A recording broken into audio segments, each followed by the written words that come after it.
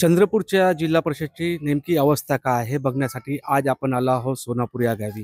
सोनापूर गावाची ही जिल्हा परिषद शाळा आहे. आपण याची अवस्था बघू शकतो. मे महिन्यात वादळी वारा आला, त्या वादळी वाऱ्यामुळे हे पूर्ण छत उडालं आहे आणि त्याच्यामुळे विद्यार्थ्यांची कुठेतरी गैरसोय होताना दिसून येत आहे.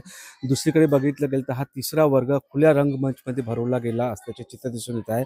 त्या खुल्या रंगमंचमध्ये विद्यार्थ्यांना शिक्षण घ्यावं लागत आहे, शिक्षणाचे धडे घ्यावं लागत आहे. अशी दुरवस्था या जिल्हा परिषद शाळेची असतात. कोणत्या वर्गामध्ये शाळेचे टीचर नसतात, तर कोणत्या काही भागामध्ये एकेका वर्गामध्ये 3-3 क्लासेस भरवले जात असल्याचे चित्र दिसून येत आहे. सध्या आपण बघू शकतो या ठिकाणी हे विद्यार्थी या ठिकाणी शिक्षण घेत आहे आणि एका वर्गामध्ये 3-3 विद्यार्थी 3-3 वर्गाचे विद्यार्थी कसे बसतात याच्या नेमकं उदाहरण आपण या ठिकाणी बघू शकतो. हा आहे पहिला वर्ग.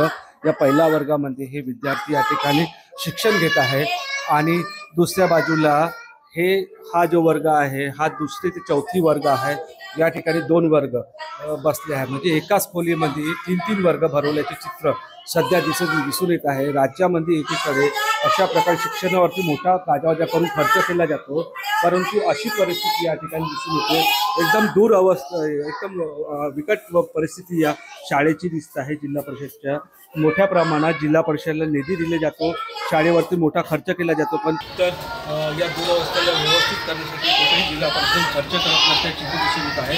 मे महिन्यापासून शाळेची छत उडाली आहे, तरीही देखील अद्याप दुरुस्ती झाली नाही. त्याच्यामुळे अनेक जिल्हा परिषदची शाळा अशाच प्रकारे बंद होताच्या मार्गावर आहेत. अगर वेळीच याच्यावर लक्ष देणं आलं नाही तर विद्यार्थी संख्याही कमी होणार आणि शाळाही बंद होण्याच्या मार्गावर आहेत. निलेश दहाड, TV9 मराठी, चंद्रपूर.